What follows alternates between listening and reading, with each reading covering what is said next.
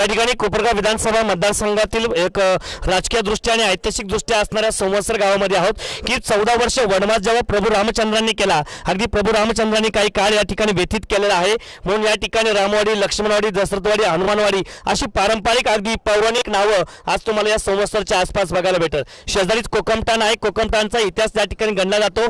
प्रभू रामचंद्राच्या कालखंडामध्ये सीतेमाईने एक छोटंसं वृक्ष लावलं आणि ते वृक्षाला असणारं कुंकू तिने आपल्या कपाळी लावलं, म्हणून त्या ठिकाणी त्या गावाला नाव पडलं कुमकुमस्थान। परंतु त्या कुमकुमस्थानाचा अपभ्रंश झाला, जनतेला मतदारांना कुमकुमस्थान म्हणता नाही आलं, म्हणून आज तागात त्या गावाचं नाव पडले कोकमठाण। आणि कोकमठाण या संवत्सर या दोन्ही गावामध्ये खरं तर अक्षय तृतीयेच्या मुहूर्तावरती गोपनदोंडा अशा प्रकारचा खेळ खेळला जातो। अशा प्रकारचा इतिहास आजही ऐतिहासिक अशा कालखंडामध्ये नव्हे तर राजकीय दृष्ट्या आता महत्त्वाचा समजला जातो। सगळ्यात महत्त्वाचं या ठिकाणी कोपरगाव विधानसभा मतदारसंघातील संवत्सर या गावातील मतदार जे आहेत अगदी चाणक्य आणि तज्ञ सुज्ञ अशा पद्धतीचे आहे। खरं तर तरुण युवा कार्यकर्ते, मुद्दा मी त्यांच्यावरतीच बोलतोय, कारण तरुण युवा कार्यकर्त्यांकडे जे मनगटात ताकद आहे, त्यांच्या कर्तृत्वावरती, त्यांच्या मातृत्वावरती आणि त्यांच्या दातृत्वावरती खरं तर कुठल्या प्रकारची शंका घेण्याचं कारण नाही। अशा प्रकारचे एक तरुण आपल्या शेजारी आहे। दादा एकदा तुमचं नाव सांगा। मुकुंद किशोर काळे।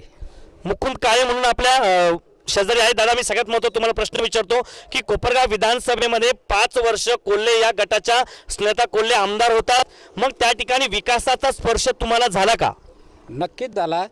ज्या 5 वर्षात आत्तापर्यंत कोपरगाव तालुक्यामध्ये ज्या अपंगांचं दिव्यांग म्हणजे थोडक्यात अपंग सांगायचे, तर त्यांच्यासाठी जो शेवटचा घटक आहे तो आमदारताईंनी शेवटच्या घटकापर्यंत त्या पोहोचल्या म्हणजे काय, तर त्यांनी आमचे ऑनलाईन सर्टिफिकेट नव्हते, त्याच्यानंतर बस पासेसचा प्रॉब्लेम होता, त्याच्यानंतर आम्हाला जाण्या येण्याचा प्रॉब्लेम, जो आमच्या घरातला व्यक्ती आम्हाला नेऊ शकत नाही, ते आमदारताईंनी आमचं काम करून दिलं। म्हणजे सगळ्यात महत्त्वाचं हे मुकुंद भाऊ काळे जे आहे, दिव्यांग आहे, अपंग आहे, त्यांचं म्हणणं आहे की या ठिकाणी चांगले लोक चांगल्यासाठी काम करत नाही, परंतु आमच्या स्नेहता कोल्हे यांनी आमच्या दिव्यांग अपंगासाठी एक महत्त्वपूर्ण चांगल्या प्रकारची सर्टिफिकेट अशा प्रकारची कामं या ठिकाणी केलेली आहे। अर्थात त्यांचं म्हणणं आहे की या कोपरगाव विधानसभेवरती मग आमदार कोण होणार?